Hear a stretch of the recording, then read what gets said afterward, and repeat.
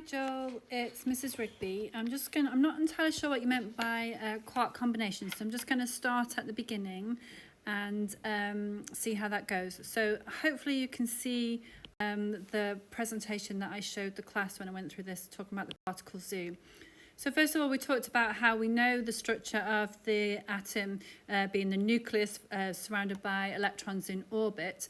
And of course, the nucleus can be split, therefore, into protons and neutrons. And further in physics, we look at the particles that can be made up of these things we call quarks. So we're looking at these quarks here. So there are types of particles then.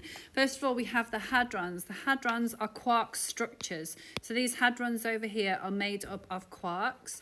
Leptons are not made up of quarks, and we call leptons fundamental particles. They can no longer be broken down into any other constituents. So leptons are fundamental.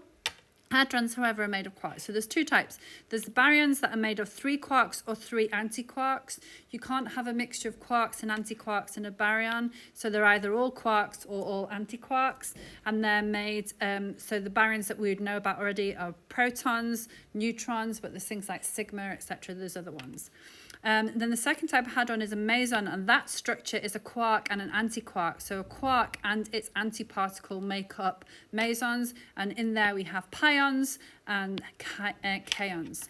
Now, you're talking about particles that, in this case, because they're made of a quark structure, they're quite unstable. So eventually neutrons decay into the stable proton, kaons decay into the more stable pion, which can, of course, then decay further into protons. So moving on. What we are looking at AS physics is we look at the up, down and strange quark. There are 3 more quarks, but we don't study those in this course. If you go on to university, you look at those, but we're just looking at these. And what this says is the strange quark has a -1/3 charge, the down quark has a -1/3 charge, and the up quark has 2/3. And the way this works is if we have a proton is made of an up-down quark, meaning it's got 2/3 plus 2/3, and the down quark is -1/3. That gives us a total of 3/3, positive 3/3, meaning the proton's got a +1 charge, a relative charge of +1. The neutron is made up of an up, down, down, so that will have a charge of 2/3 -1/3 minus another third, giving us a charge of total of 0. And we know that the neutron is neutral, it has no charge. So this helps us build up the structure when we know the charge of these quarks. So here's some baryons. So the proton and the neutron are the only ones you need to know. Up, up, down for proton, and up, down, down for neutron. But then you've got this delta, sigma, etc. So you can have other baryons. If it is made of 3 quarks or 3 antiquarks, so you can have an antiproton, which would be made of an anti-up, an anti-up, and an anti-down.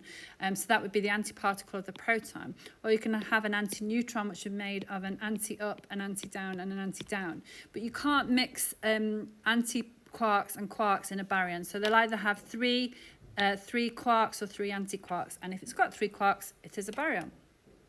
The next one, mesons. Mesons are made of a quark and antiquark structure. So this is something that you can either learn this diagram to make up the mesons, but I showed the student in class how easy it is to actually make up all of these particles if you know and learn. Say that the -1 is a down and anti-up with the diagram. So let me way back here. We can move on to the diagram that we need. Would you learn how to show slide and that to them are coming on to that here. So you'd have this in your data sheet, so you wouldn't have to learn this, you'd be given this. And you've got the up quark has a charge of 2/3, the down quark has a charge of -1/3, the strange quark has a charge of -1/3. And the antiparticles have the opposite charge, of course. So knowing this, we are able to make up the structure of all of the mesons. Let me show you. So first of all, in the meson, we have a pi. You have a pi minus, and you have a pi plus, and we have a pi 0. Hang on, can't draw the plus. Pi plus, and you have a pi 0. So if we're looking at that pi, and we know that it's a meson, so it must be made up of a quark and an antiquark. Therefore, we can say that if it's got a negative charge, that means it's got a -1 charge. So if we look at our particles, it's got to be a quark and an antiquark, and it's got to add up to be -1. So when we look at pi minus, in order to make -1, we can have a down and an anti-up. So if we have down and anti-up, that gives us a total charge of -1. So we could go back to the previous cells by using the table, so down, anti-up. If we're looking at the pi plus here, so the pi plus, we know it's got a +1 charge. So if we're looking at its structure, it's going to have an up, and it's got to have a minus, so it's going to have an anti, so it's going to have an up, anti, let me see, it's got to have a +1 charge, so it's going to have a, ooh, hang on, up, anti-down, because that's got a +2/3, and an anti-down is +1/3, so that gives us a +1 charge, so it could be an up, anti-down in order to make that charge. Now, in order to be neutral, you see that this can be an up, anti-up, a down, anti-down, or a strange, anti-strange. So the pi 0 can have any of those combinations, because this would be 2/3 minus 2/3, a minus 1/3 plus 1/3, minus 1/3 plus 1/3 to make it 0.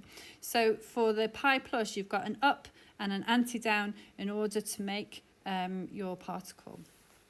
Now that's that is the pions. If I just get rid of all of that writing, can I get rid of that? Yes, get rid of that, get rid of that. In terms of the kaons, we have 3 kaons. So the kaons, 4 kaons. We have, go back to my pen, we have a K plus, which is a particle. We have the K minus, which is its antiparticle. Then we have a K0, which is a particle, and a K anti-0, which is its antiparticle. Now, a kaon has to contain a strange particle. They are strange, kaons are made of strange particles. And the strange things about them is if they are a particle, the K plus or the K naught, they contain an anti-strange. So when you're building your K plus, first of all, you know the K plus is going to have an anti-strange in it. And therefore it's going to have a +1 charge. So if we look at the anti-strange, that's got +1/3. So we need to therefore have an up in order to make that into a kaon. So an up anti-strange is going to be your K plus. Now K naught is your other particle that is matter, not antimatter, and that's got 0 charge. But because it is a particle and not an antiparticle, we know it's strange, and it's got an anti-strange particle in it. So it's got to have a 0 charge. So our anti-strange has a +1/3, so we're looking for a -1/3, so we're looking for the down in order to make the K plus. So down anti-strange will give you a 0 charge. When we're looking at the K minus and K 0, anti-K0, then we've got antiparticles. They always contain a strange charge. So first of all, a strange quark. So we've got stranges in them first of all. K minus is an antiparticle, and it's got a -1 charge. If the strange particle has a -1/3, we're looking for -2/3, so that's going to give us an anti-up for the K minus, which as you can see is the exact opposite, because it is the antiparticle of the K plus. And the K minus has got an S, which is -1/3. It's got to therefore have 0 charge, so we're looking for a +1/3. So in this case, it's going to have an anti-down. And if you see, it is the antiparticle of the K0. Hopefully that helps.